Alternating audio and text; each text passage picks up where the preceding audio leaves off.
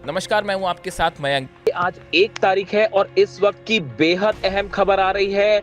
Iran ने बड़ा missile attack किया है कुवैत के ऊपर और बताया जा रहा है फतह मिसाइल फायर की गई है ईरान की तरफ से, आईआरजीसी की तरफ से, और कुवैत में एक एयरबेस को तबाह कर दिया गया है।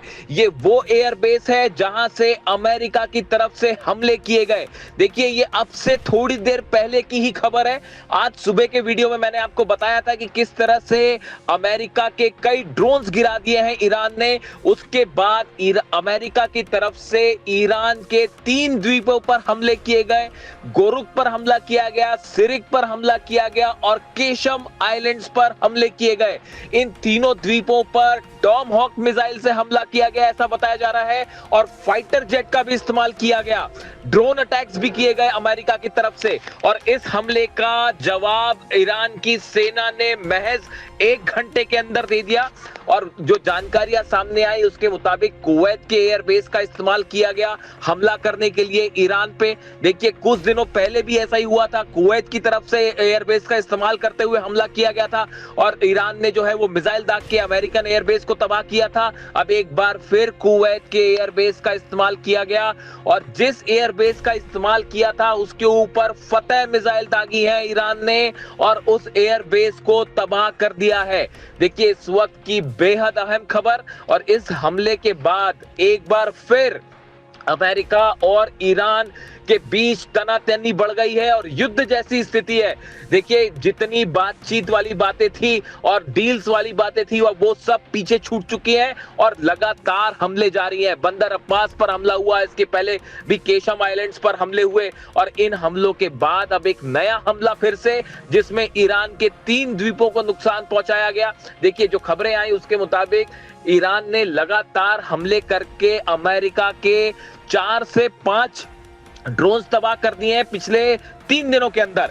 ये वो ड्रोन्स हैं जो ईरान के द्वीपों की जासूसी करने के लिए भेजे गए थे। मैंने आपको देखिए अब से चंद घंटों पहले ही जो सुबह वीडियो डाला आज उसमें बताया था कि ईरान के जितने आइलैंड्स हैं उनकी जासूसी की जा रही है और ऐसा तब होता है जब किसी तरह का ग्राउंड ऑपरेशन या किसी हमले की तैयारी होती है। देखिए, अमेरिका बार बार ईरान के उन मिसाइल लोकेशंस को पता करना चाहता है जहां से मिसाइल लॉन्चर्स हैं, मिसाइल्स फायर की जाती हैं, जो ड्रोन स्टेशंस हैं उनका पता करना चाहता है। इसीलिए ये ड्रोन्स भेजे जा रहे हैं जासूसी करने वाले। और आप देखिए, ये जासूसी ड्रोन्स जाते हैं, उसके बाद हमले हो जाते हैं। बिल्कुल ऐसा ही हमला बंदर अब्बास में हुआ। इसके पहले हमला केशम आइलैंड पर भी इसी तरह के हमले किए गए थे, तेहरान में भी हमले किए गए थे। अब एक बार फिर जो है ईरान के 3 द्वीपों को नुकसान पहुंचाया गया। लेकिन सैटेलाइट्स की इमेजेस, मैं बार बार आपको ये बात कह रहा हूं, चीन के सैटेलाइट, रूस के सैटेलाइट से बार बार ये बात साफ हो जाती है कि हमले कहां से किए गए। जो नई जानकारी सामने आई उसके मुताबिक एक बार फिर कुवैत के बेसेस का इस्तेमाल किया गया और जिस एयर बेस का इस्तेमाल किया था आईआरजीसी ने अपनी बैलिस्टिक मिसाइल फायर की है। फतह की जानकारी सामने आ रही है कि फतह 2 मिसाइल फायर की गई और जिसको रोकना अमेरिका के बस की बात नहीं थी, ना ही कुवैत का डिफेंस सिस्टम उसे रोक पाया है। और ईरान का दावा है कि सीधा उस एयर बेस को फतह मिसाइल्स ने हिट किया है और कम से कम 3 से 4 मिसाइल्स फायर की गई हैं जो कि उस एयर बेस पर गिरी हैं और बताया जा रहा है उसके रनवे को पूरी तरह से तबाह कर दिया है ईरान ने। और कुछ वहां पर खड़े फाइटर जेट्स को भी नुकसान होने की खबरें आ रही हैं, ऐसे दावे हैं। अभी इसको कंफर्मेशन में थोड़ा सा वक्त लगेगा। लेकिन देखिए, ईरान, मैंने आपको सुबह ही इस बात को बताया था कि ईरान की सेना के हाथ में कंट्रोल होना इसीलिए जरूरी है क्योंकि लगातार अमेरिका की तरफ से, इजराइल की तरफ से बातचीत के नाम पर धोखा हो रहा है। बार बार ये खबरें सामने आती हैं कि कोई बातचीत होने वाली है, डील की तैयारी हो रही है, कोई ड्राफ्ट तैयार हो रहा है। इस बीच हर बार धोखा करते हैं डोनाल्ड ट्रंप और अमेरिका और हमले कर देते हैं। पिछले 15 दिनों के अंदर ये चौथा हमला है जो बिना किसी उकसावे के किया गया।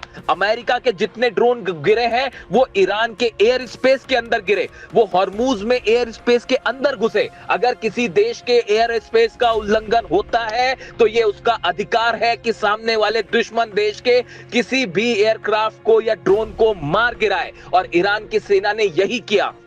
देखिए बार बार ईरान की सेना की तरफ से ये वार्निंग्स दी जा रही है कि हॉर्मूज में अगर आप हमारे वाटर्स के अंदर आते हैं, बिना हमारी परमिशन के आते हैं, तो आपके जहाजों को तबाह कर दिया जाएगा, आपके टैंकर्स को हिट किया जाएगा। अगर आप हमारे एयर स्पेस में आएंगे तो आपका एक भी प्लेन वापस नहीं जा पाएगा। ईरान ने अपना खुद का एयर डिफेंस सिस्टम डेवलप किया है, जिसकी ताकत हमने पिछले 10 दिनों में देखी और जिससे पूरा अमेरिका और इजराइल हैरान है। और अब देखिए वही एक बार फिर से 3 द्वीपों को टारगेट किया गया। ये साफ था, जिस तरह से ड्रोन्स भेजे गए, जासूसी ड्रोन्स भेजे गए, MQ-9 रिपर ड्रोन्स भेजे गए, इससे ये साफ था कि किसी ना किसी तरह के हमले की तैयारी चल रही है। और बार बार अमेरिका ईरान के उन लोकेशंस को पता करता है जहां से मिसाइल्स फायर होती है और उन्हें ही तबाह करने की कोशिश की जा रही है। देखिए ये एक रणनीति के तहत हो रहा है। जिस तरह से इजराइल लगातार लेबनान पर हमले कर रहा है, गाजा पर हमले कर रहा है, ये हमले एक पॉलिसी के तहत होते हैं कि सामने वाले देश को आप लगातार उलझाए रखें।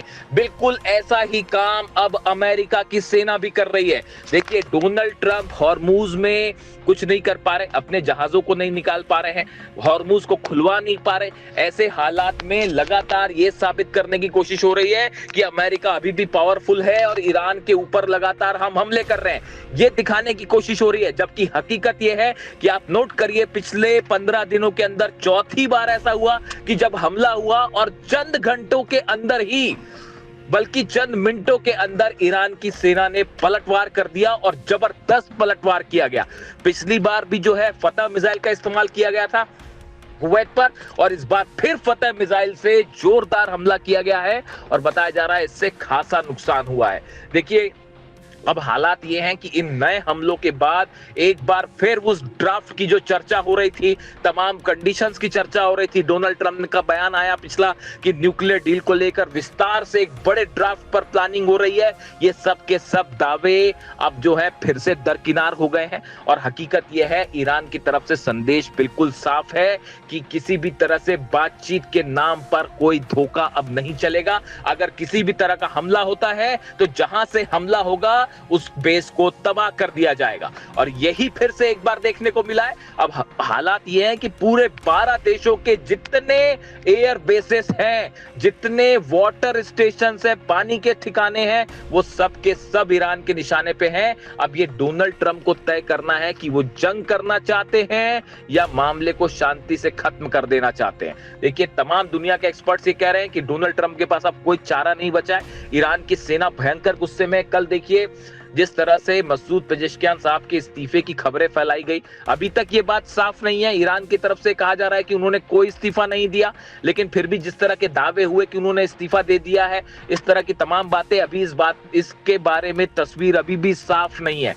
इसीलिए हम बार बार इस बात को कह रहे हैं कि कोई भी खबर अगर ईरान से आती है, जब तक ईरान की सेना IRGC उस पर मुहर ना लगा दे, तब तक उस खबर पर आप विश्वास ना करें। देखिए लगातार वेस्टर्न मीडिया की तरफ से तमाम खबरें आ रही हैं, कई ईरान पर नुकसान की खबरें आती हैं, कभी ईरान में असंतोष की खबरें आती हैं, लेकिन हकीकत यह है बीती रात एक बार फिर तेहरान में लाखों लोग जमा हुए और सबने अल्लाह अकबर के नारों से पूरा ईरान गूंज रहा है। और ईरान की जनता पूरी मजबूती के साथ अपनी सेना के साथ खड़ी हुई है और उसका कहना है कि हम सेना के साथ हैं, सेना के हर फैसले के साथ हैं। और इन हालात में ये ताजा हमलों ने एक बार फिर ईरान और अमेरिका को आमने सामने खड़ा कर दिया है और पूरा अरब एक चिंगारी से बड़ी जंग फिर छिड़ सकती है और पूरा मिडिल ईस्ट, पूरा अरब देश एक बार फिर जो है वो जंग के मुहाने पर खड़े हुए हैं। अब यहां से देखिए आगे क्या डेवलपमेंट होता है, क्या ईरान की तरफ से और हमले होते हैं या अमेरिका इसका बदला लेने के लिए फिर हमले करता है। इससे जुड़ा जो भी अपडेट होगा वो मैं आप तक पहुंचाऊंगा। Thank you so much.